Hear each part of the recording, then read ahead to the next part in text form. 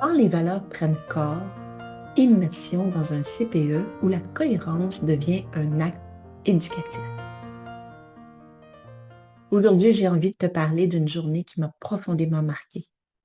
Une journée de formation passée dans un CPE, mais à titre d'invité. Une journée qui m'a rappelé à quel point la qualité éducative est avant tout une posture, bien plus qu'un ensemble de techniques. C'est là, avec cette équipe-là, que j'ai pu voir à quel point tout part de l'intérieur. La posture, c'est quelque chose qui est initié par des valeurs. Qu'est-ce qui m'habite? Ce milieu a une approche très particulière, très exigeante, qui va au-delà des normes initiales et en même temps une approche incroyablement centrée sur les besoins des enfants. C'est comme le programme éducatif plus plus. Ce qui m'a frappé d'emblée, c'est la cohérence. Une cohérence rare entre les valeurs, les paroles, les actions. Tout se tenait tout au long de la journée. Rien n'était laissé au hasard. Chaque petit détail passait dans la passoire de ces valeurs qui étaient véhiculées dans ce CPE. Tout faisait sens. Et il y a une phrase qui est revenue tout au long de la journée. Une phrase qui peut sembler presque banale, mais tellement puissante. À chaque fois qu'on faisait allusion à des situations plus délicates ou des situations où on se disait, bon, qu'est-ce qu'on peut faire dans cette situation-là? La réponse était toujours, on va le réfléchir ensemble.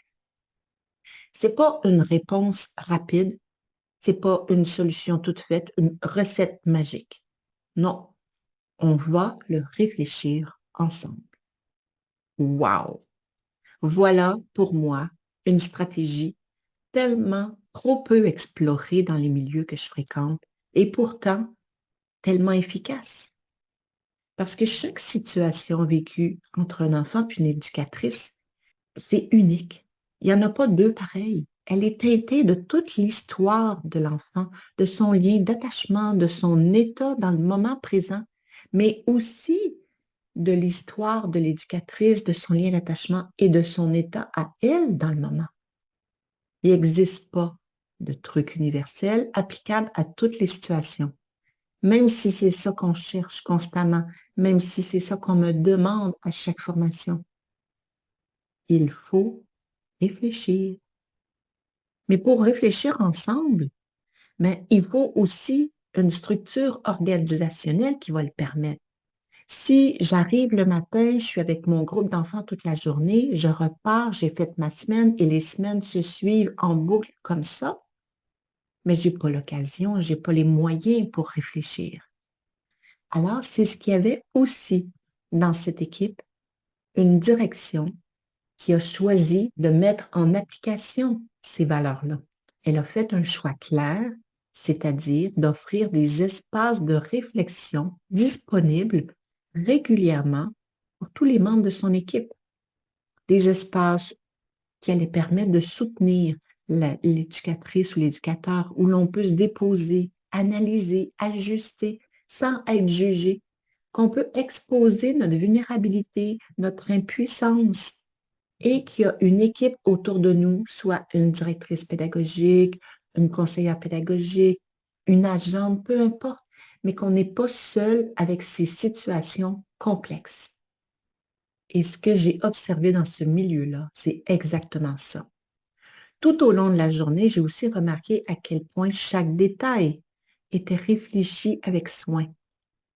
Qu'est-ce qu'on fait quand l'enfant nous demande, alors vient nous parler alors qu'on est en train de changer une couche? Qu'est-ce qu'on fait quand un enfant fait une crise alors qu'il faut aller habiller cet autre enfant-là? Qu'est-ce qu'on fait? Toutes ces petites situations-là étaient réfléchies ensemble. Chaque décision était analysée à partir de cette question centrale, qu'est-ce qui soutient le mieux le lien d'attachement avec l'enfant? Comment éviter de le brusquer? Comment éviter de l'insécuriser par un bris de contact, de relation avec lui? Comment respecter encore plus son rythme?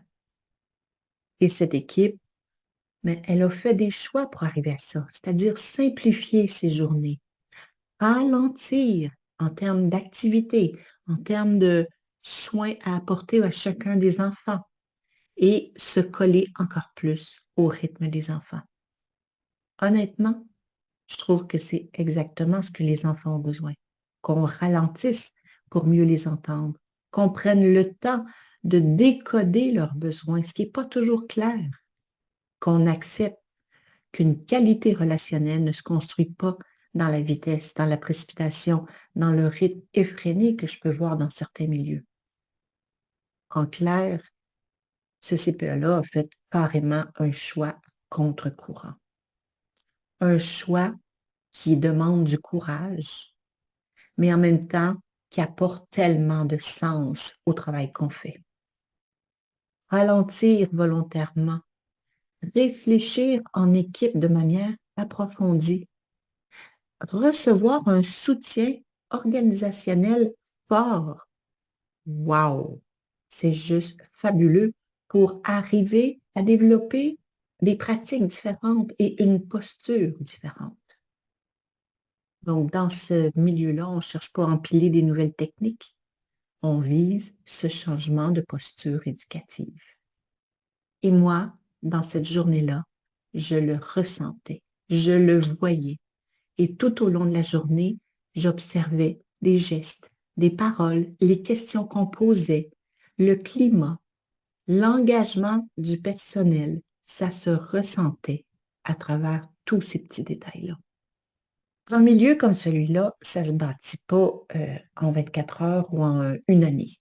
Ça demande du travail à long terme. Ça demande du temps, mais aussi de la persévérance, parce qu'il faut affronter des obstacles, un changement de culture. Ça demande surtout une loyauté profonde envers ses valeurs. Et ça, c'est la directrice générale qui a vraiment instauré ça. Le respect et la fidélité à ses valeurs. Et après ça, elle est allée se chercher les moyens pour mettre ça en place. J'ai été vraiment touchée par l'intégrité et la solidité de la posture de cette directrice. Elle a un leadership qui permet de tenir le cap, qui soutient ses équipes et qui rend possible cette œuvre collective. Aujourd'hui, j'ai envie d'exprimer ma gratitude. Ma gratitude envers toutes ces personnes qui sont engagées, que ce soit dans ce milieu ou dans un autre, qui sont dévouées à faire une réelle différence dans leur engagement professionnel. Parce que oui, choisir de ralentir, de réfléchir ensemble, choisir la qualité relationnelle, c'est un acte courageux parce que ça va à contre-courant. Mais en même temps, c'est tellement un cadeau immense pour les enfants et leurs familles, mais aussi pour l'équipe éducatrice elle-même. Alors, si cet épisode t'a inspiré, peut-être que toi-même, tu as une histoire inspirante à partager. Peut-être que tu souhaiterais échanger sur quelque chose qui t'a interpellé dans cet épisode. C'est possible de me contacter via les indications dans la description de cet épisode. Je t'invite à partager le plus possible. Faisons connaître ces innovations, ces expériences qui osent se démarquer. Le réseau en a tellement besoin de voir que c'est possible de faire autrement, de se rapprocher encore plus des besoins des enfants et ce, sans surcharger le personnel. Mon nom est Suzanne Dano. Tu écoutes Phare pédagogique, un espace pour soutenir les innovations en faveur de l'épanouissement des humains. Merci pour ton engagement envers la petite enfance et à très bientôt.